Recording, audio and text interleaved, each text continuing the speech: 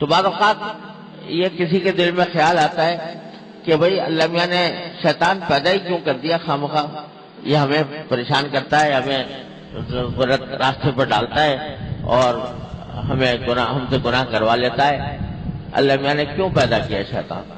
یہ بعض اوقات یہ فضول بات دل میں لوگوں کے آنے لگتی ہے۔ تو بھائی اللہ تبارک و تعالیٰ نے دنیا میں بھیجا ہی کیوں؟ بھیجا تو اسی لیے، اور فرشتوں سے بڑھ کر تمہیں ذمہ داری دے دی، وہ کیوں؟ اس واسطے کہ تمہیں آزمانا تھا، تمہارا امتحان کرنا تھا۔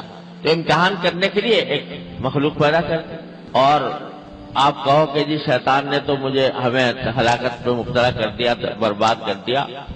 تم نے بھی تو شیطان کو برباد کیا۔ حضرت آدم علیہ السلام کو پیدا کر کے اللہ میاں نے ان سے کہا سجدہ کرو، وہ سجدہ کرنے سے منکر ہو گیا۔ تو اس کے لیے بھی تو انسان کو آزمائے۔ میں نے کسی زمانے میں ایک شعر کہا تھا کہ ابلیس ہے ہمارے لیے امتحان تو کیا، ابلیس ہے میرے لیے ایک امتحان تو کیا، ابلیس کے لیے بھی تو ایک ابتلا تھا، میں اس کے لیے بھی تو ایک ابتلا بنا دیا تھا اللہ تعالیٰ نے آدم علیہ السلام کو پیدا کر کے کہ تو آیا سجدہ کرتا ہے کہ نہیں کرتا۔ وہ ناکام ہو گیا اس میں، تو اللہ میں نے اس کو راندہ درگاہ کر دیا، مردود مسرود کر دیا۔ لیکن بہرحال یہ اس لیے ہے تاکہ اگر تمہارے لیے سارے وہی راستے کھلے ہوتے، نیکی ہی کے راستے، اور بدی کے راستے بند ہوتے، بدی کی طرف بڑھانے والا کوئی نہ ہوتا اور صرف نیکی کی طرف بلانے والے ہوتے، یہ آزمائش کیا ہوتی؟ پھر تم کو جو فرشتوں کے اوپر فضیلت دی جا رہی ہے اور اللہ تبارک و تعالیٰ تمہیں فرشتوں سے آگے مقام دے رہے ہیں، اس کے تم مستعد کیسے ہوتے؟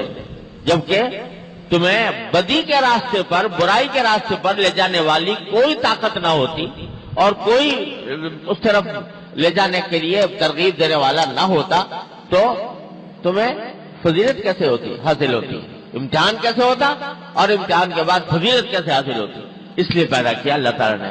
لیکن ساتھ ہی فرما دیا کہ ارے بھائی یہ پیدا ضرور کر رہے ہیں کہ تمہارے لیے ایک آزمائش ضرور ہے، لیکن قید شیطان کانا ضعیفا، اس کا مکر جو ہے کمزور ہے، جو آگے اس کے ڈٹ جائے تو یہ اس کے آگے ہتھیار بھی ڈال دیتا ہے۔ کمینہ دشمن ہوتا ہے نا، کمینہ، وہ ایسا ہوتا ہے کہ اگر کمزور آدمی ہے دشمن، کمینے دشمن کا چڑھ جائے گا اس کے اوپر، اس کو گرا دے گا، اس کو ڈھا دے گا، اس کے اوپر سوار ہو جائے گا۔ اور اگر کوئی تکڑا مل گیا مقابلے پر، کمینے دشمن کے مقابلے پر کوئی تکڑا آ گیا جو ڈٹ گیا اس کے سامنے، تو وہ چھوئی موئی ہو جاتا ہے اس کے آگے۔